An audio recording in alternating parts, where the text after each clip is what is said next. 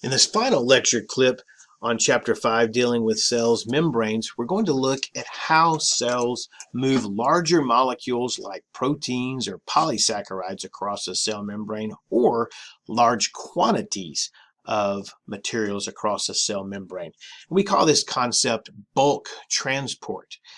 Now, one of the ways that cells do this is if they're going to move materials from the inside of the cell cytoplasm to the outside. This concept is known as exocytosis. I may also inadvertently say ectocytosis, which means the same thing. Things moving from the inside to the outside of the cell. And cells do this when they create these vesicles on the inside of the cell with some cellular product in them. And these vesicles are secreted and they merge with the outer plasma membrane. And because this membrane is so fluid, merging together simply opens up and allows the product to be secreted to the outside. We can see this here in this really unique electron microscope image, where this vesicle has merged with the outer plasma membrane and the vesicle's contents are being exported out of the cell. Now, when a cell brings things from the outside into the cell, we call this endocytosis. And endocytosis can occur by the formation of vesicles from a plasma membrane, or maybe if they're larger, we might consider them to be vacuoles. We can look at endocytosis and break down three types: phagocytosis, pinocytosis, and receptor-mediated endocytosis. So to look at phagocytosis, the word phagocytosis is derived from obviously the word cell, from cyto, but phago, which means to feed.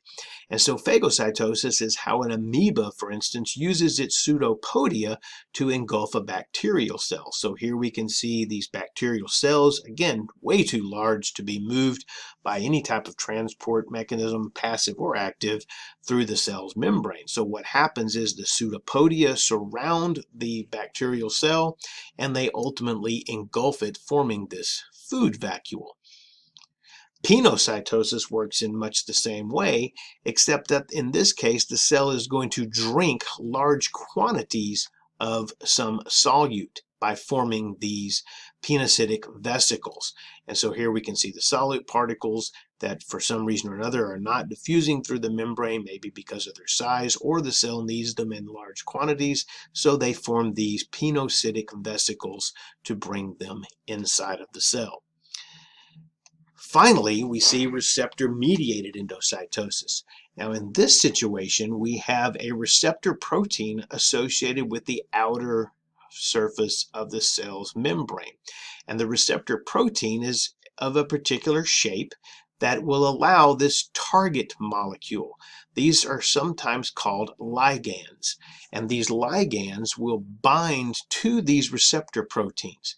When this happens, the receptor protein's shape changes slightly, and you can see that there are these other proteins along the internal cell's surface that begin to form this indentation, which will ultimately become this coated vesicle, bringing the target molecules into the cell. Now, a good example of receptor-mediated endocytosis are these low-density lipoproteins. Low-density lipoproteins, or LDLs, are the transport form of cholesterol. Now, a person who has hypercholesterolemia has trouble bringing these low-density lipoproteins into the cell because the receptor protein is misshapen. And what causes this misshapen receptor protein is a genetic condition, where, if you recall in our lecture on The Secret to Life, the genetic code doesn't translate to the correct sequence of amino acids to make the proper shaped receptor protein. So the ligands, the low-density lipoproteins, have a much more difficult time being brought into the cell. This causes high levels of LDL in the blood, and this can lead to those deposits in the wall of blood vessels and obviously create problems from a health perspective with higher incidences of heart attack or stroke. And so hypercholesterolemia is a genetic disorder where we have these defective or sometimes even missing receptor proteins. Again, a classic example of receptor-mediated endocytosis because the target molecules, in this case the LDLs, are being brought into the cell using receptors to help mediate that process.